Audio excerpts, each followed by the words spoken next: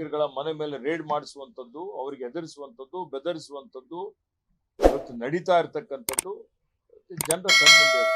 ನೀವೆಲ್ಲ ನೋಡ್ತಾ ಇದ್ದೀರಿ, ಮಾಧ್ಯಮದವರು ನೋಡ್ತಾ ಇದ್ದೀರಿ. ಅನೇಕ ಸಲ ಸರ್ವೋಚ್ಚ ನ್ಯಾಯಾಲಯನೇ ಹೇಳಿದೆ, ಎಚ್ಚರಿಕೆಯನ್ನು ಕೊಟ್ಟಿದೆ.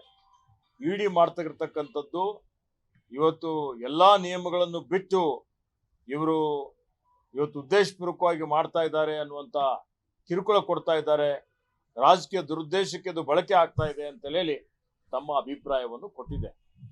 ಹೀಗಾಗಿ ಇವತ್ತು ಇಡಿ IT ದಾಳಿಗಳೇನಾಗ್ಬಿಟ್ಟಿದೆ ಅಂತ ಹೇಳಿದ್ರೆ ರಾಜಕೀಯ ವಸ್ತುಗಳಾಗಿದೆ.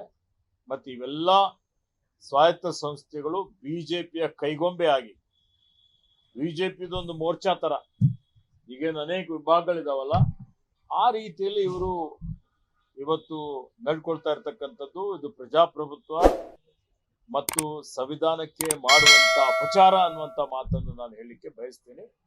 ಜನ ಅರ್ಥ ಮಾಡಿಕೊಂಡಿದ್ದಾರೆ, ಇದರಿಂದ ಯಾವುದೇ ರೀತಿಯ ಪ್ರಯೋಜನ ಆಗೋದಿಲ್ಲ.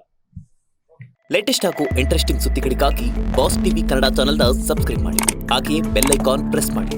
ಇದರ ಜೊತೆಗೆ ಫೇಸ್ಬುಕ್, ಇನ್ಸ್ಟಾಗ್ರಾಮ್, ಎಕ್ಸ್ನಲ್ಲೂ ಮಿಸ್ ಮಾಡದೆ ಫಾಲೋ ಮಾಡಿ.